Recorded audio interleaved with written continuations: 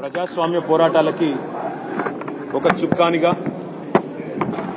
ఒక దిక్సూచిగా భావించే మహానుభావుడు, భారతదేశ స్వాతంత్ర ఉద్యమానికి నాయకత్వం వహించి సత్యాగ్రహం ద్వారా జాతిని మేల్కొల్పిన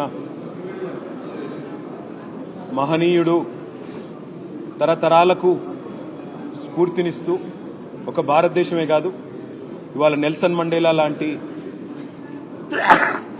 జాతి వివక్షకు వ్యతిరేకంగా పోరాడిన మరొక గాంధీ లాంటి నాయకుడికి స్ఫూర్తినిచ్చిన, అమెరికాలో మార్టిన్ లూథర్ కింగ్ లాంటి మహానుభావుడికి వర్ణ వివక్షకు వ్యతిరేకంగా పోరాడిన మార్టిన్ లూథర్ కింగ్కి స్ఫూర్తినిచ్చిన, ఇవాళ ప్రపంచవ్యాప్తంగా విశ్వగురుగా కీర్తించబడే ఒకే ఒక్క భారతీయుడు మహాత్మా గాంధీ గారు.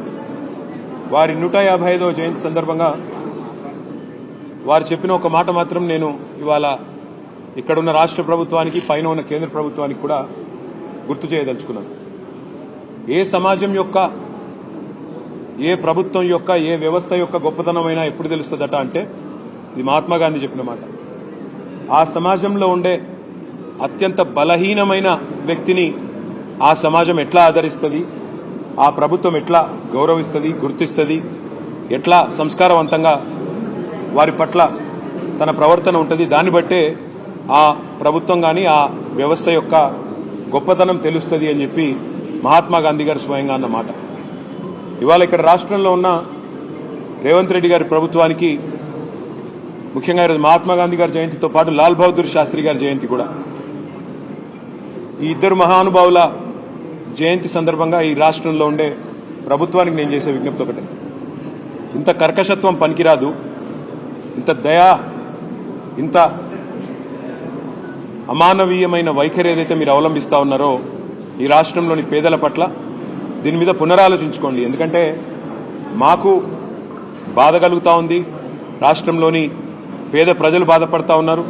చివరికి నిన్న మీరు పంపిన కూలీలు, ఎవరైతే ఆ ఇల్లు కూలగొట్టడానికి వచ్చిన కూలీలు ఉన్నారో వాళ్ళు కూడా చెప్తా ఉన్నారు, మమ్మల్ని వేరే పనిని తీసుకొచ్చినారు, ఇక్కడికి వచ్చి ఇల్లు కూలగొట్టమన్నారు, ముందు చెప్తే వచ్చేటోళ్ళం కాదు సార్ అని వాళ్ళు కూడా చెప్తా ఉన్నారు. అంటే ఎంత దయనీయమైన పరిస్థితులు ఉన్నాయో ఈ రాష్ట్రంలో దాన్ని బట్టి చెప్పవచ్చు.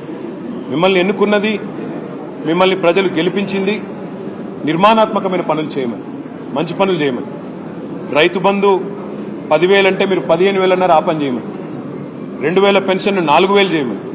పేదవాళ్ళని కడుపులో పెట్టుకొని చూసుకోమని కేసీఆర్ గారు 2.5 లక్షల ఇండ్లు కడితే మీరు 5 లక్షల ఇండ్లు కట్టమని మీకు ఓటేసినారు తప్ప ఇండ్లు కూలగొట్టమని కాదు, అక్కరలేని ఖర్చులు పెట్టమని కాదు, ఇంకోటని కాదు. అందుకే సమాజంలోని అత్యంత బలహీనమైన వర్గం పట్ల మీరు కర్కశంగా ప్రవర్తిస్తున్న వైఖరి ఈ గాంధీ జయంతి రోజన్నా పునరాలోచించుకోవాలని, తప్పకుండా సంస్కారవంతంగా మరి పైన ఉన్న గాంధీలు కూడా, రాహుల్ గాంధీ, ప్రియాంక గాంధీ, సోనియా గాంధీ కూడా ఆలోచించాలని చెప్పి కూడా మేము కోరుతా ఉన్నాం.